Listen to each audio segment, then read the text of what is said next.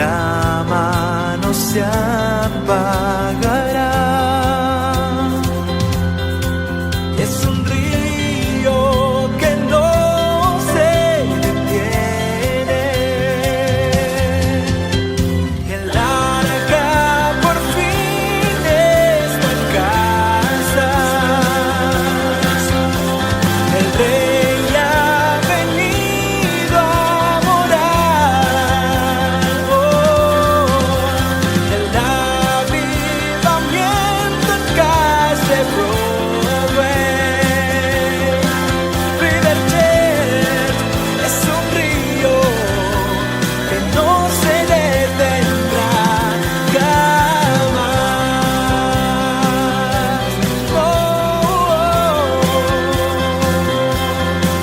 Riverjet es un río que no se detendrá jamás.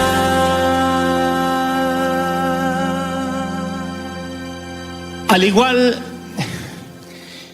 que en el calendario occidental, la vida tiene sus estaciones, sus temporadas.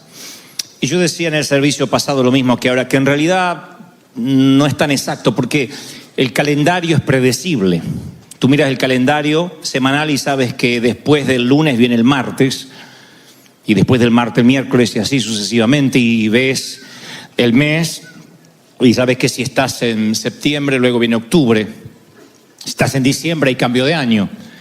Viene el otoño y luego sabes que cambia la estación. Pero en las estaciones de la vida, de pronto estás viviendo un momento soleado, un momento de marea baja. No digo de suma felicidad, pero sí esos momentos donde dices, no me enfermo, tengo para comer, tengo lo necesario, tengo una familia. Y en una hora la temporada puede cambiar diametralmente, porque es como que se inmiscuye sin advertencia un nuevo tiempo. Aquí hay mucha gente que me ha contado que una llamada telefónica le hizo añicos los planes, la agenda, el presupuesto. No es de extrañarse que a veces una internación de último momento de un niño, de alguien de la familia, haga que tus planes financieros se deshagan, que todo lo que tenías pensado hacer en los próximos meses quede hecho añicos o trizas. Tan pronto te das cuenta que te llega el bill del hospital, de la internación, de los medicamentos. Por poner un ejemplo, hay otras cosas más graves, como puede ser un golpe, un shock, el enterarte de algo que de pronto hace un sismo en tu corazón y todo lo que creías que estabas construyendo se desmorona como un castillo de naipes. Y esto no es patrimonio del que no tiene a Dios, porque esa es la falacia, pensar que las tribulaciones vienen para los que no tienen a Dios, o en su defecto los que lo tienen pero están haciendo las cosas mal. Yo me crié en iglesias así, donde se miraba con espíritu de sospecha y desconfianza a aquel que de pronto le tocaban momentos económicos frágiles, o aquello cuya salud de pronto empezaba a desmoronarse. Inmediatamente la reprimenda era: te estás enfermando porque debe haber un pecado oculto, algo que no confesaste. Si estás en crisis financiera es porque no diezmas, y si no diezmas es porque a lo mejor tampoco tienes para hacerlo porque estás desobedeciendo a Dios, o el empleo que tienes no es el que el Señor le agrada, o no tienes empleo porque algo hiciste mal. Siempre hemos visto la crisis como la mano negra de Satanás, y nos cuesta entender que a veces las crisis, los desiertos, los momentos duros que nos toca atravesar, las temporadas por los hospitales, incluso aquellas que son más serias, que nos llevan a caminar por la grama de un panteón, de un cementerio, son permitidas por el Señor, nos guste o no nos guste. Y sé que esto puede sonar anti-victoria o anti-mensaje positivista, pero el pastorear una congregación día tras día, semana tras semana, en esta última década, me ha enseñado que las tribulaciones, los momentos tristes, son parte de la vida. Ignorarlo es una torpeza. Decir que no vas a tener derrotas en la vida, momentos tristes, es una canallada de parte de los que nos toca la providencia de que ustedes nos presten los oídos. Es una canallada decir, no, si estás en derrota es porque Satanás tiene algo contra ti necesariamente. Sí, tiene algo contra ti, Satanás te odia, pero no necesariamente lo que te está ocurriendo proviene de la mano de Satanás. Yo creo que hay crisis, hay cosas que Dios permite por una razón, por un proceso. Temporadas que de pronto no sabes por qué, ¡fum!, cambia tu vida tal como la conocías. De pronto los problemas empezaron a rodearme como un enjambre de abejas cuando menos lo estaba esperando. ¿Qué lectura hacemos? Yo digo que uno toda la vida toma decisiones. La vida son decisiones. No se puede vivir de modo que la vida nos pase por arriba y esperemos que el destino, la suerte, la timba, la tómbola decida por nosotros. Hay que decidir. La vida se vive de manera intencional. Uno toma decisiones todos los días, desde qué pasta dental va a utilizar, si se va a peinar o no se va a peinar, si por amor al prójimo se pondrá desodorante o no. Uno decide cómo se va a vestir y si a la noche comerá bistec, pollo, pizza. Son decisiones que no trascienden y ni definen la vida de nadie. Y después están las otras decisiones. Las otras que tomamos en días soleados, en días de zozobra, en días de marea baja. ¿A qué me voy a dedicar? ¿Qué carrera voy a seguir? ¿Cuál va a ser mi llamado, mi ministerio? Con la mente fresca, sin problemas a la vista, sin un frente de tormenta. Son decisiones que por lo general solemos no equivocarnos. Y después están las otras, las decisiones que uno tiene que tomar bajo tormenta. Cuando estás echando el agua, los vientos huracanados, y uno tiene que decidir. Esas decisiones son las más complejas porque uno no tiene la mente totalmente clarificada. Y ahí es cuando nos podemos equivocar. Cuando decidimos bajo tormenta, cuando decidimos bajo presión, cuando decidimos tristes, o lo que es peor, tomamos decisiones demasiado cansados. Y no hablo del cansancio físico que se puede reponer tras 8 horas de cama o 6 horas. Hablo del cansancio del alma, cuando estás agotado, cuando todo hace que a tu alrededor parece que se viene contra ti en un frente de tormenta y estás intolerante y te cansa cualquier cosa. Ahí tomas una decisión y posiblemente estés equivocado. Hay gente que se ha casado bajo tormenta. Hay gente que se ha divorciado en medio de una tormenta. Hay gente que ha abortado bajo una tormenta. Y luego se arrepienten toda la vida porque no era el mejor momento para decidir o para tomar ese tipo de decisión. Si vas a la cárcel, te vas a encontrar con mucha gente que bajo presión tomó la decisión incorrecta.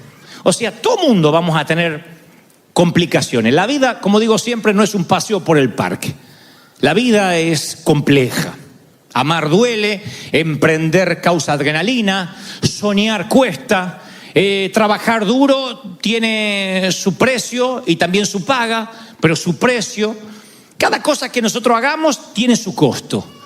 Pero sin embargo, cuando la gente en esa presión emocional, bajo tormenta, toma decisiones, a veces se lamenta toda la vida. Y digo, si vas a la cárcel, te vas a encontrar con gente que dice, por 1 minuto, por 2 minutos, si lo hubiese pensado mejor.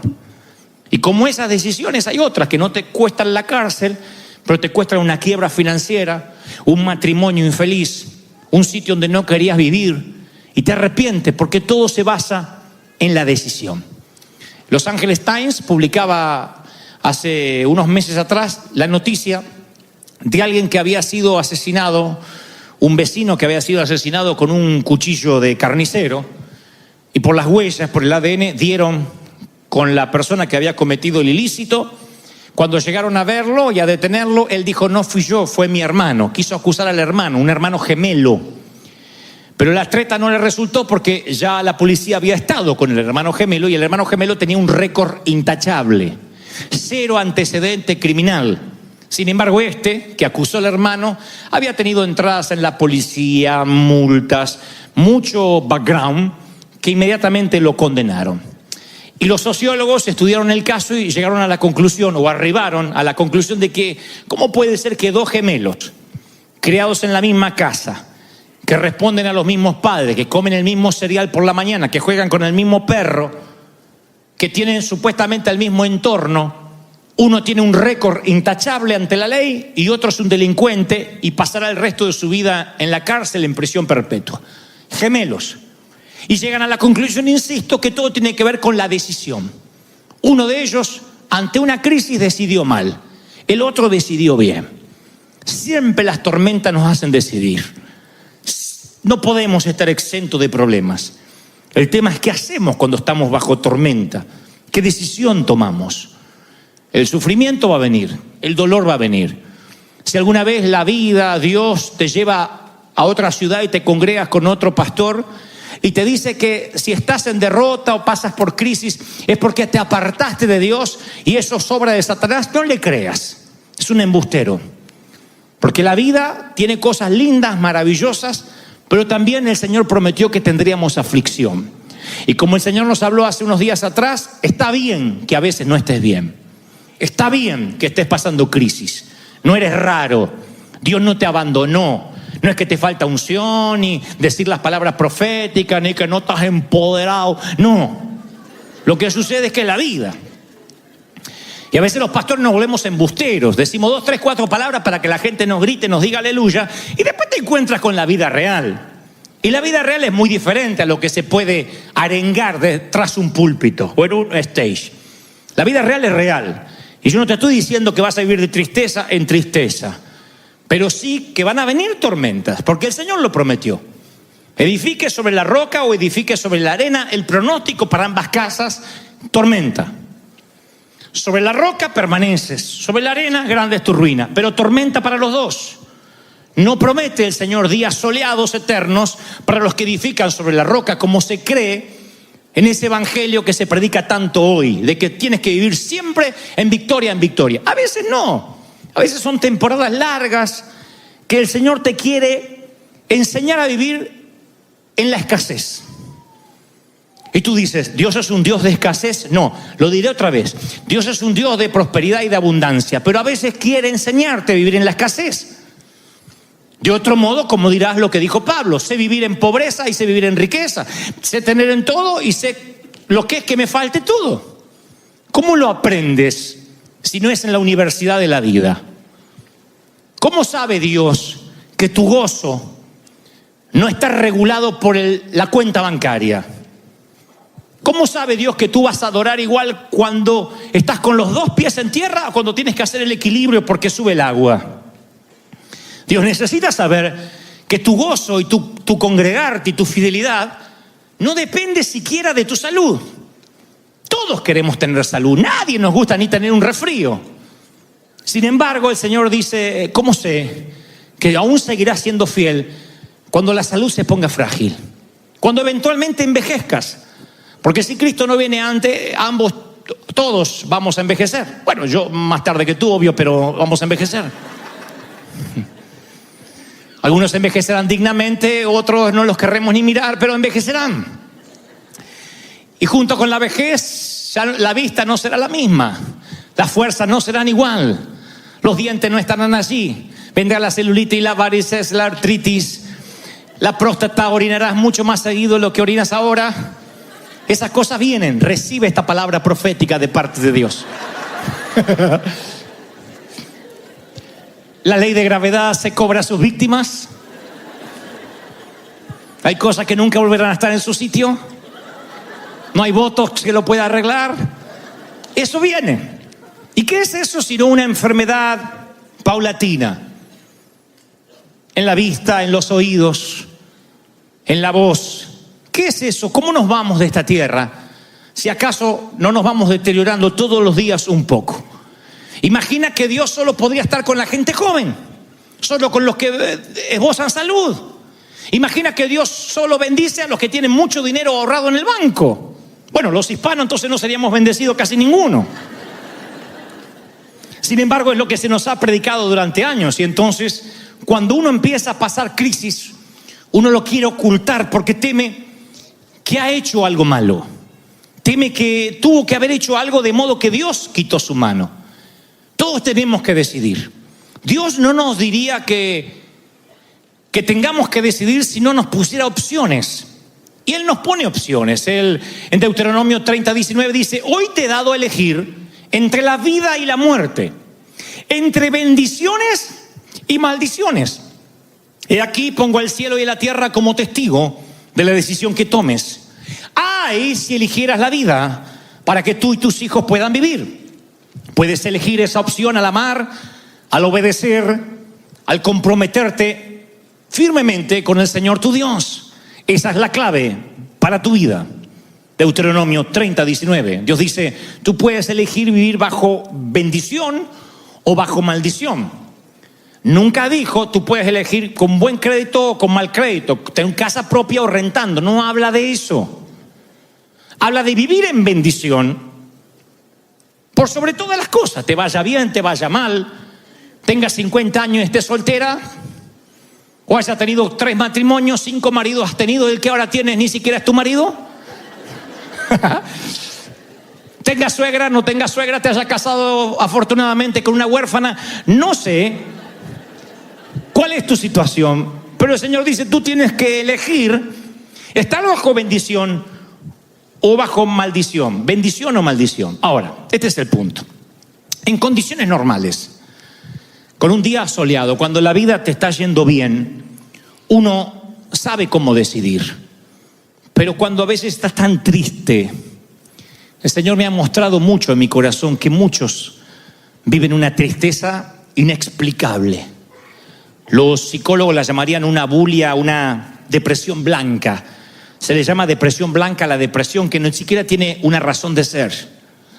Porque la depresión puede venir de un luto, de una tragedia, de un infortunio. Pero a veces las personas se ponen tristes porque sí. No estoy minimizando lo que sientes, al contrario, trato de ver la patología, qué es lo que te pasa. A veces es un cansancio residual llamado estrés, surmenage. La vida no te dio tregua por tantos años, capaz que vienes desde jovencito trabajando con 2, 3 empleos, porque tienes que sacar adelante una familia y tú no lo sentiste en ese momento. Y hoy tienes 40, 50, 60 años y te viene un cansancio de golpe que no sabes de dónde. Sientes que se te vinieron los años encima. Hay una explicación médica para eso. Fueron años de estar librando batalla, como los que estaban en el muro de Nehemías, que con una mano tenían la pala y con la otra una espada. Cuando tienes que trabajar y además pelear contra las injusticias, contra la discriminación, contra la falta del manejo del idioma, con la indocumentación, causa un cansancio tan grande que un día te estás tan estresado que pueden pasar 2 cosas. O te enfermas, porque el cuerpo somatiza. La somatización es que el cansancio del alma hace que bajen las defensas del cuerpo y te agarre cualquier enfermedad que anda por ahí. Te resfrías, te bajan las defensas pulmonares, las células están abiertas a cualquier enfermedad, a cualquier peste, o en su defecto te agarra una tristeza sin sentido. Y a veces hay gente que me dice, pastor, ora por mí porque estoy triste. Le digo, ¿por qué? No sé. Y yo no me río, ni digo, pero bueno, victoria, victoria, repita conmigo, victoria, victoria, empodérate, aleluya, diga conmigo, gloria, y lo mando a la casa. Porque es desconocer una vida atrás, un background. Y es gente que se está hundiendo en un pantano y que no tiene ganas de pelear, quiere rendirse. Le pasa a cristianos, le pasa a pastores. Hace menos de un año un pastor aquí de California se suicidó, un hombre de Dios, americano, con una iglesia creciente, y la esposa dice, yo no puedo creer no haberme dado cuenta de la tristeza que tenía mi esposo. Parecía que él era feliz cuando ministraba, pero llegaba a casa y entraba en unos pozos. Usted dice, un hombre de Dios, y que lo agarró Satanás y se endemonió. Esa es la lectura más fácil, se endemonió. Yo tengo otra lectura. Viene en crisis, porque las crisis vienen para todo el mundo. El Señor le dijo a sus amigos, a sus discípulos, vienen aflicciones, vienen momentos difíciles. La pregunta no es si van a venir o no, la pregunta es, ¿qué vas a decidir?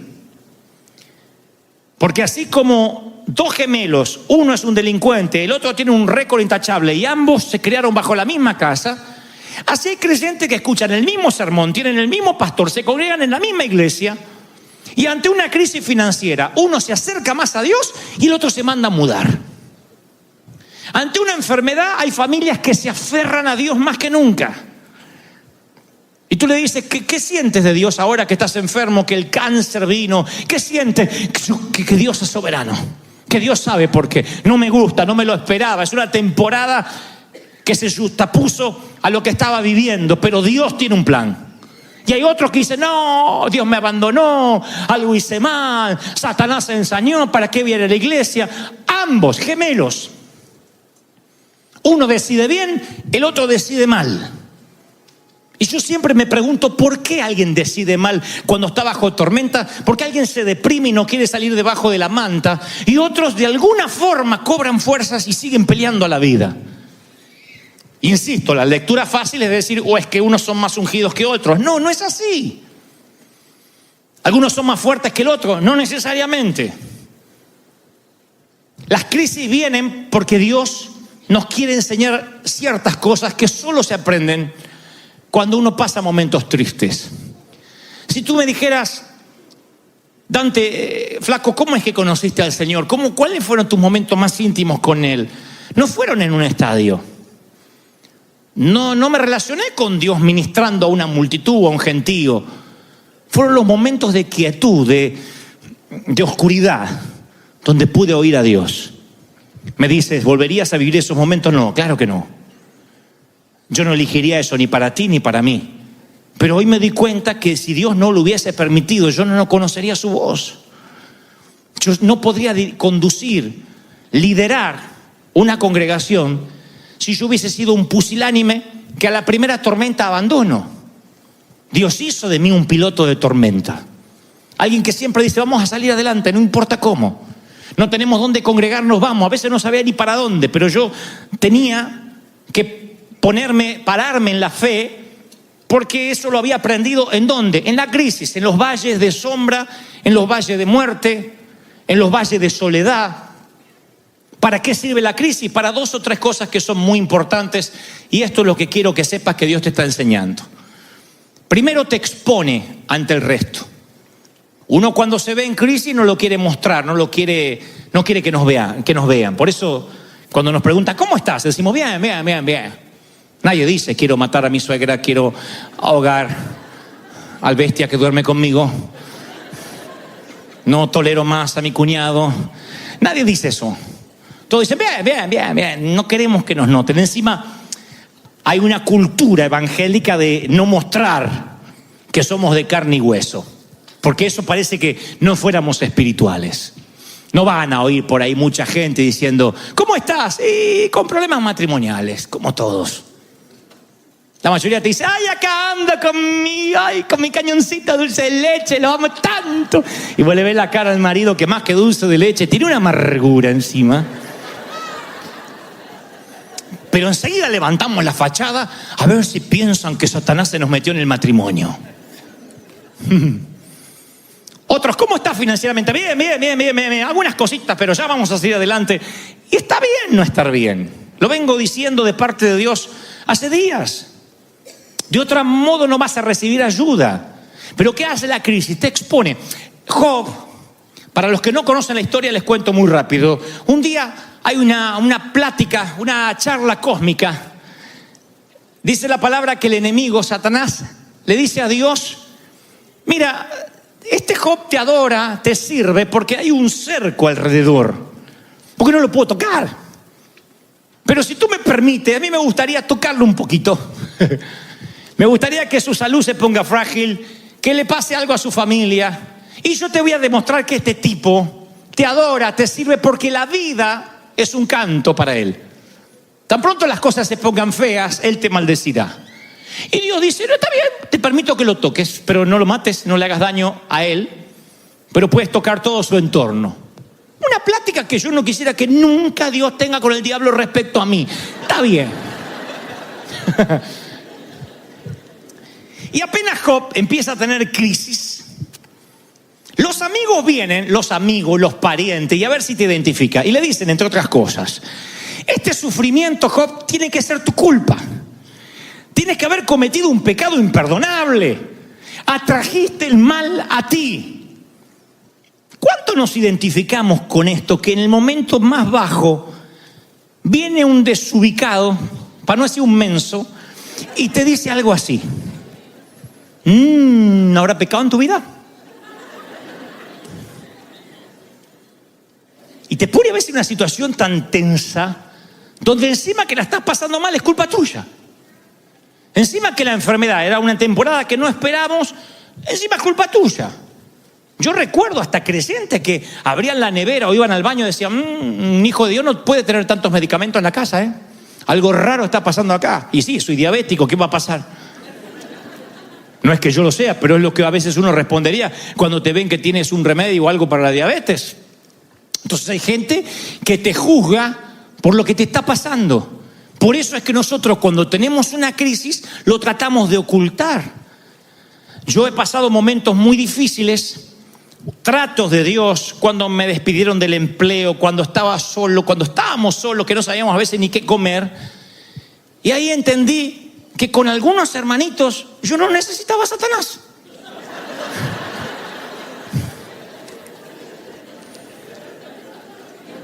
¿Te sientes identificado? ¿Te ha tocado gente así? Amén, dice, sí. Que tú dices, bueno, está bien que no colabore con el arca, pero que no ayude con el diluvio. Viene gente y te carga. Entonces ustedes dicen, ¿y eso es bueno? Tras la crisis, ¿me está diciendo que es bueno que Dios me exponga ante la gente? Sí. Ahora vas a ver por qué. Al principio la exposición no nos gusta. Es feo que nos digan, hiciste algo malo, esto es producto de una mala decisión. Pero de pronto empiezas a entender que independientemente de quién tenga la espada, Dios es soberano. Que aunque la injusticia viva en tu casa, Jesús también vive ahí. Y vas entendiendo muchas cosas, vas entendiendo que hay un momento que te empieza a importar poco la opinión de la gente. Que te das cuenta que no todos serán amigos tuyos. Que la gente es fácil llorar con el que llora, pero reír con el que ríe es una cualidad que no todos tienen. Si te va mal, a lo mejor hay un montón de gente que te va a dar consejo de qué hiciste mal. Te va bien y te hacen un hueco. Eso hace la gente. Si te va bien, te empieza a mirar de lejos. Si te va mal, se acerca y te dice, hay un pecado en tu vida. Algo estás haciendo mal. ¿Qué te quiere enseñar Dios con esto? Que hay un momento en que te tiene que importar un bledo lo que diga la gente. Hay un momento que tienes que aprender que no vives ni de los aplausos ni de las críticas. Tú vives del favor de Dios, de lo que Dios piense de ti, de lo que el Señor crea de ti. ¿Están conmigo? En el momento que te liberas de lo que opinen los demás, se te libera la cautividad de la mente. Si yo tuviera que dar un último consejo a mis hijos, a uno de ustedes, porque estuviera por partir y me dijeras, Dante, dame el último consejo, cosa que no creo que pase porque yo los voy a enterrar a la mayoría, pero supongamos que un niñito de acá crece y algún día tiene que cerrar mis ojos. Entonces, si yo tuviera que dar un último consejo, yo le diría que no te importe lo que diga la gente. Que no, esto no significa andar faltando el respeto a todos siendo grosero. Significa que todos los días, al final, cuando llegues a la cama, al final del día, te preguntes si estás agradando a Dios.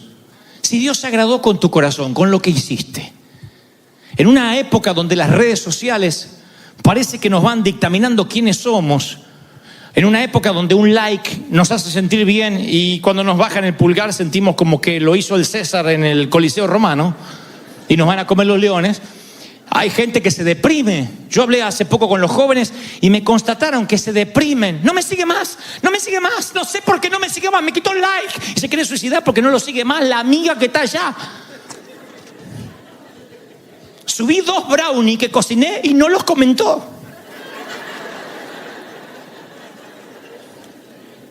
¿Really? ¿De verdad? ¿De verdad? Entonces uno vive una vida ficticia. Muestra en las redes no lo que somos, lo que queremos mostrar. Y nos muestran lo que ellos quieren mostrar. Y nos ponemos like el uno al otro. ¡Ay, qué lindo! ¡Ay, pasando unas vacaciones, qué lindo! Me consta de parejas que se sacan fotos súper, ultra, hiper, macro, extra felices. Y para sacarse esas fotos se pelearon. De verdad. vení acá, sacate la foto, vení, no.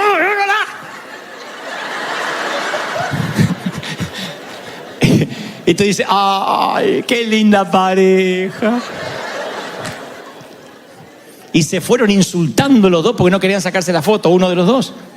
Entonces las redes mienten. Las fotos con filtros nos hacen creer, le hacen creer al otro que somos lo que no somos. Entonces la foto, como le digo siempre a los muchachos, no es la cara de pato y el trasero así.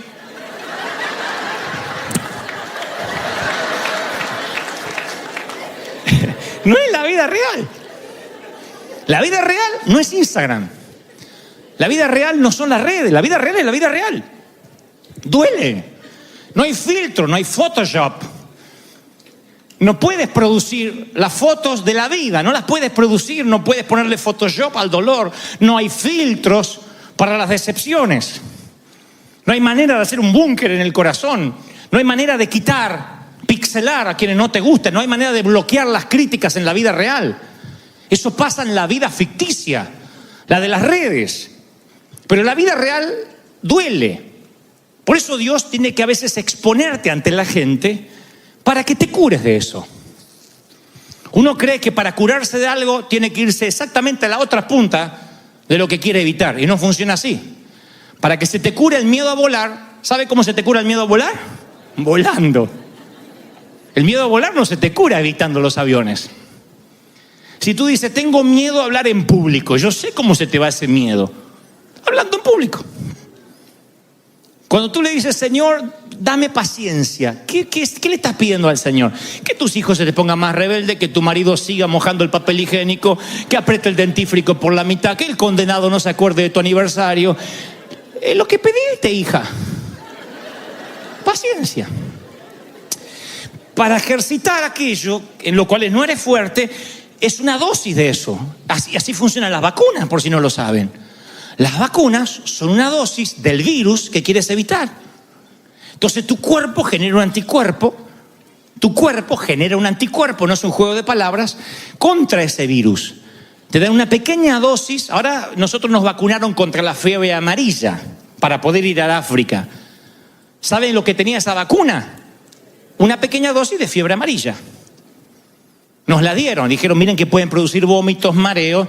Es una pequeña dosis la que el cuerpo puede resistir, pero que hace la bienvenida al cuerpo. El cuerpo genera lo necesario para evitar la enfermedad y entonces sales preparado para que la peste no te contamine. Eso es en la vida.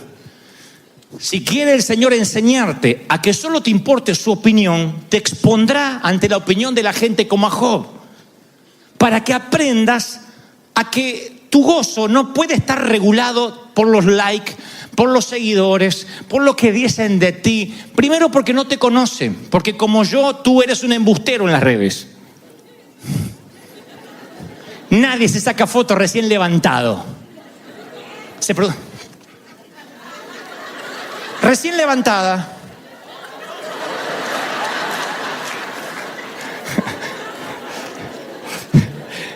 Mentira. Eres más fea que eso que vimos.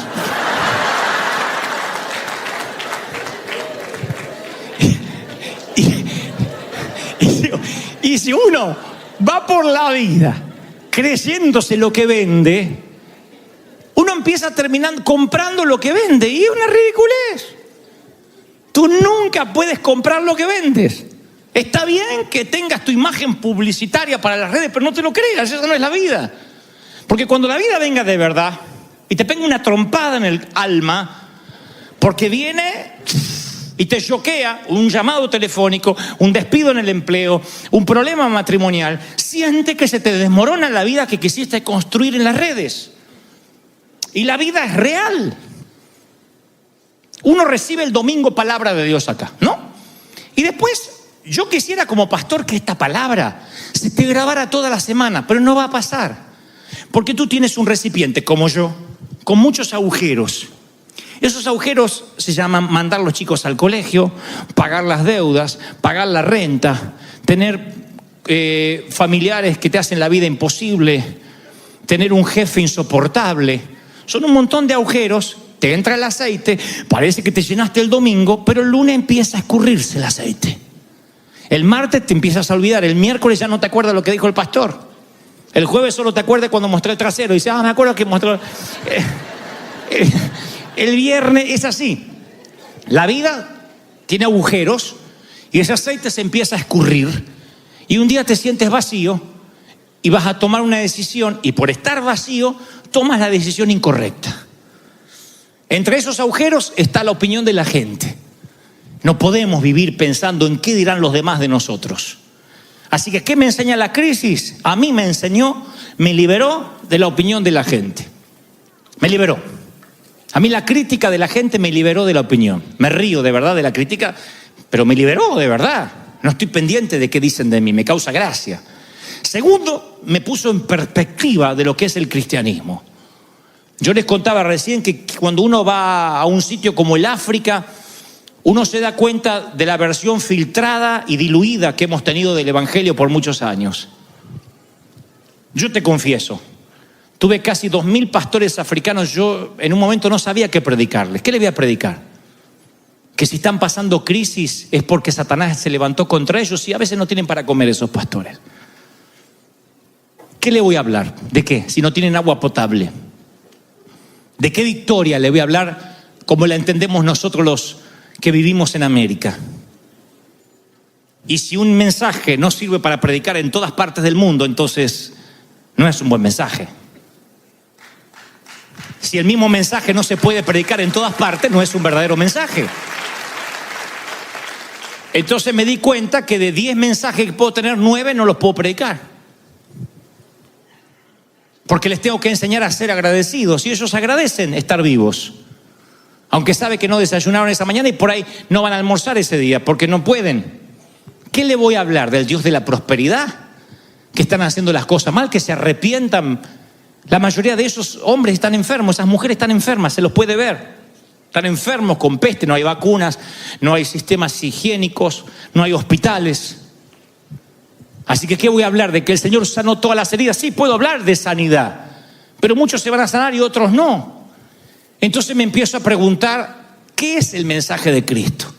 Y ahí me doy cuenta, en el África, que tengo que ir al mensaje de los discípulos. Y ese lo entienden los africanos. Les digo que van a pasar aflicciones, que eso es parte de la vida, pero que agradezco el gozo que tienen para cantar. Ustedes saben cómo cantan los morenos, ¿no? Una fuerza que nace de cuando cantaban en los botes de la esclavitud. Una fuerza de adentro. Parece que tiene hasta la música incorporada. No hay que decirle canten fuerte, porque eso es todo fuerte. La música fuerte, las palmas son fuertes y adoran y cantan. Y uno los ve y dice, wow, estos son gente que tiene la vida resuelta. No, es que su gozo no está regulado por el dinero. Su gozo no está regulado ni por si comieron o no comieron. Ellos están contentos de que a pesar de la pobreza tienen a Cristo, tienen a Dios, tienen vida eterna. ¡Aleluya!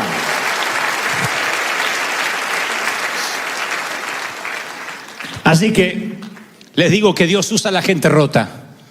Les digo a los africanos que Dios los utiliza a ellos para enseñarnos a nosotros, a los que nos quejamos, a los que nos deprimimos por boberías, que Dios de algún modo los ubicó ahí, casi en lo último de la cadena alimenticia social, para aquellos que siempre están mirando para arriba, a los que les falta de tanto en tanto los mire a ellos y se dé cuenta lo desagradecidos que son, porque somos desagradecidos hasta que la crisis nos pone en perspectiva. Uno cree que es bendecido si tiene una casa propia, si tiene su ministerio reconocido, si te va bien en el empleo. Y un día llega la enfermedad, llega la temporada esa que se inmiscuye sin que lo esperas. Y entonces, ¿qué te pasa? Ordena tus prioridades. Las cosas que antes te importaban quedan muy por debajo de la cima. Las cosas que te parecían que te iban a hacer feliz, de pronto se transforman en eso, cosas. ¿Y qué hace la crisis? Te transforma en alguien que no tienes nada que perder, nada que proteger. Y cuando no tienes nada que perder y nada que proteger, eres como esos soldados que se contrataban después de las guerras, que lo único que sabían hacer era manejar una lanza, una espada, un fusil. Era la única actividad que sabían hacer, pero ya no había guerra. Y entonces se los contrataban, se les decían mercenarios. Se les pagaba para que defendieran a veces a un rico, para que pelearan una batalla privada. Se les decía mercenario, aunque la palabra tiene mala prensa, porque uno podía usar sus habilidades sin temer de que los iban a traicionar, porque era gente que no tenía nada que perder. Por lo general eran soldados que habían perdido a sus seres queridos en la guerra, no tenían propiedades, lo único que sabían hacer era pelear. Se los contrataba para una batalla y sabían que como no tenían nada que perder y nada que proteger, entonces iban a ser efectivos en lo que tenían que hacer. Permítanme la metáfora, pero cuando la vida te golpea, cada vez te das cuenta que tienes menos para perder y menos para proteger. ¿Quieres ver a un hombre que Dios utiliza de una manera formidable, sin límite? Muéstrame a alguien que en algún momento de la vida lo perdió todo y no está atado a una casa. No se deprime porque Bank of America le manda una carta, porque ya la perdió la casa y vio como Dios lo bendijo de alguna manera. Muéstrame a alguien que salió de una enfermedad, que tuvo una larga temporada en el hospital, salió de allí, y yo te mostraré a alguien que jamás se va a enojar porque le hagan una mala cara, porque no le den un asiento, porque no me tocó la licuadora, porque él viene de un cáncer. Y como se peleó contra el cáncer, para lo que otros son grandes batallas, para él son boberías. Él no tiene nada que perder. Lo único que le interesa es agradar a Dios. Muéstrame a alguien que lo criticaron sin piedad gran parte de su juventud y le dijeron payaso, anticristo, apóstata, y yo te mostraré a un hombre seguro hacia dónde va, qué quiere y para qué, porque sabe que le quiere agradar a Dios. ¿Están conmigo, sí o no? Entonces yo veía en las Escrituras dos personas, como si fueran los mismos dos gemelos que publicó Los Angeles Times. Nada más que esto está en las Escrituras mucho antes que esta historia de los gemelos. Son dos reyes ungidos por el mismo profeta, mismo entorno, mismo cuerno de aceite, mismo Dios que manda ungir a ambos, Saúl y David. Voy al final de la vida, de la biografía de ambos, y Saúl se suicida en su propia espada, muere pseudamente endemoniado, consultando a las brujas, lejos de Dios, descartado para que sea rey, sin unción. Voy a la biografía de David y lo veo hasta el día de hoy como un hombre conforme al corazón de Dios, según el adjetivo divino del Padre. Le dicen a Jesús, hijo de David, no le dicen hijo de Saúl, hijo de David. O sea, nunca nadie lo moverá de la genealogía del maestro. ¿Qué hubo en el medio? Que uno terminó tan bajo, en un punto tan bajo, y otro terminó tan bien.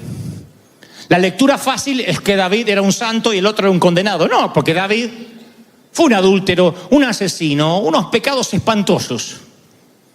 ¿Qué fue entonces lo que determinó que dos personas que comen el mismo cereal, juegan con el mismo perro, tienen la misma unción, el mismo cuerno de aceite derramado sobre sus cabezas, uno termina bien y otro termina mal? Te lo diré.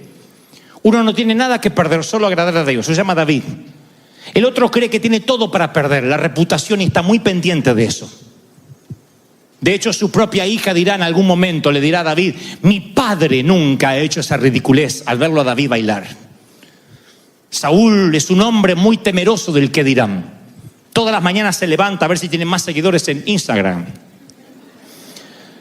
Todas las mañanas va al Facebook a ver qué dicen de él. Está muy pendiente y tiene temor a perder algo. Todo el modus operandi de la vida de Saúl fue temer al hombre. La palabra dice que cuando fue llamado para ser ungido, se ocultó entre el bagaje porque tenía miedo. Y esa manera de ser de Saúl lo perseguiría el resto de su vida. En cierta ocasión, él está acampando con su ejército frente al entrenado ejército de los filisteos. La infantería de los filisteos está enfrente y él tiene que ir a atacar, porque si no, los filisteos cada vez se arman más. Cada hora que deja pasar, cada día que pasa, los filisteos son más. Así que envía un WhatsApp rápido a Samuel. Bueno, dice un mensajero, pero hoy sería un WhatsApp. Le dice, Samuel, ven rápido, porque no podemos salir sin tu bendición. Los reyes no iban a la guerra sin la bendición sacerdotal. Así que ven a orar por nosotros, a ofrecer sacrificio a Jehová. Samuel dice, espérame un par de días, tengo cosas que hacer. La instrucción es sencilla, no hagas nada hasta que yo llegue. No es física cuántica, es una instrucción sencilla, no te muevas hasta que yo llegue. Es una instrucción que David hubiese acatado, pero no alguien pendiente de la opinión ajena. Saúl se levanta cada mañana y ve a algunos de sus soldados que empiezan a desertar, otros que están diciendo le falta valor a nuestro rey, otro que dice este no se mueve si no oran por él, si fuera un rey con valor ya nos hubiese mandado a la batalla. Así que un día Saúl dice, ¿para qué esperar al profeta? Yo voy a dar la bendición. Y algo que no le corresponde ni le compete, que le compete solo al sacerdote, se lo endilga a él, que es rey. Cuando llega Samuel le agarra un ataque de caspa. Le dice, ¿estás loco? ¿Cómo vas a bendecir al ejército? Esto te va a costar el reinado. ¿Cómo hiciste una locura así? Y Saúl trata de explicar y en un momento dice, es que tenía temor que los soldados desertaran. ¿Creen que aprendió la lección? No la aprendió.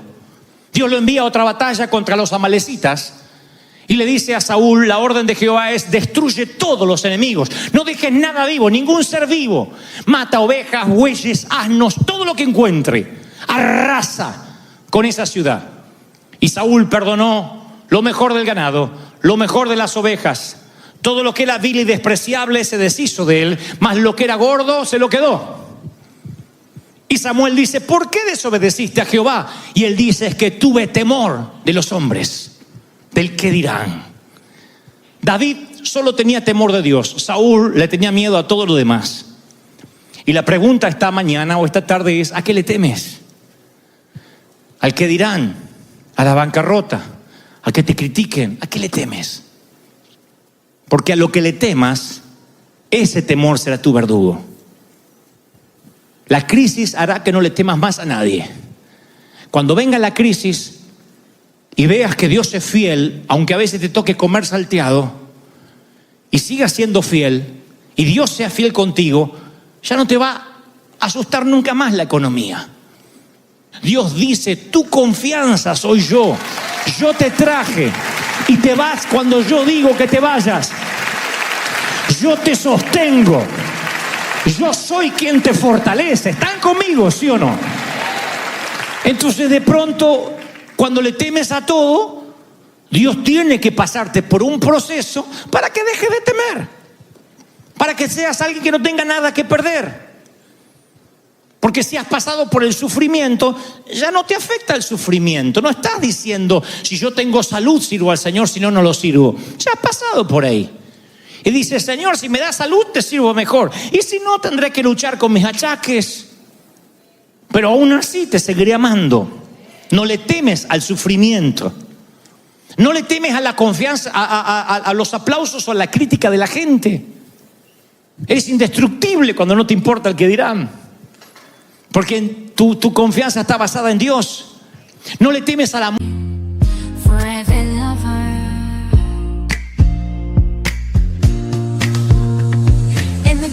of the darkest night, your love shines through, a guiding light.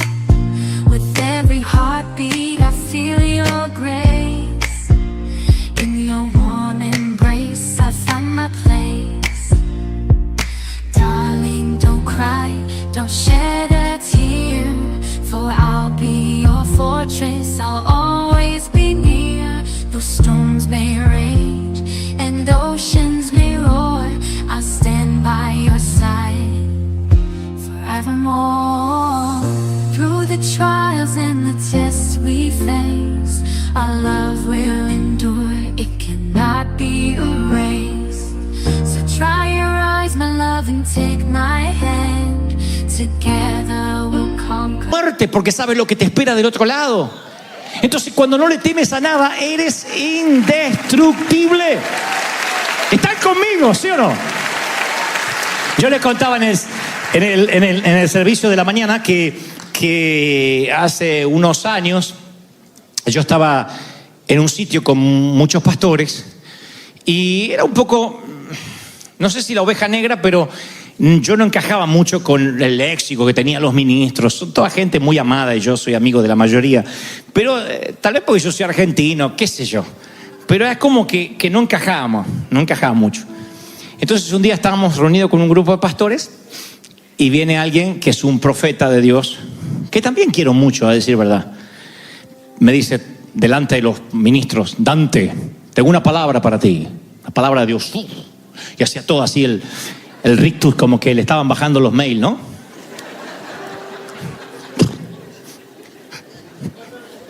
Me dice el Señor: cambia, hijo, cambia.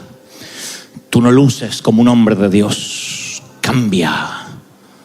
El Señor me está mostrando que Él va a cambiar tu manera de vestir. Y yo dije: estamos fregados, a ver qué me tengo que poner. Me dice que va a cambiar tu léxico. Te va a cambiar porque ahora eres como un artista, pero Él quiere que seas un siervo de Jehová.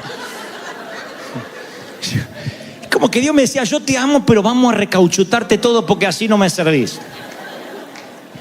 No me olvido más. Ahora, tenés que estar bien parado para que te diga una profecía de esa, porque no es un loquito. Eso que te dicen: Dios me dijo. No, este es... Claro, que te agarra uno así, que no le llega mucho agua al tanque. Tú dices: bueno, pobrecito. Pero este era un hombre con su corbata, un pastor reconocido en una iglesia multitudinaria y con todo el séquito alrededor. Y no me olvido más, que me dijo: cambia, porque si no cambia, Dios quitará la mano. Y vino la maldición, que cuando Dios te habla, no viene con maldición agregada. Yo quiero que sepan esto, abro un paréntesis. Ustedes a veces me dicen: yo no sé si Dios me habló o no me habló. Cuando Dios te habla, tienes que sentir que te habló un papá que te ama. Si te quita la paz, si te queda como una amenaza latente, ese no es Dios. ¿Por qué? Porque yo soy papá. Y yo amo a mis hijos con locura. Y aunque esté muy enojado, jamás le diría: o te portás bien o te meto en un internado y no me ves nunca más la jeta, como nos decían antes los padres a nosotros.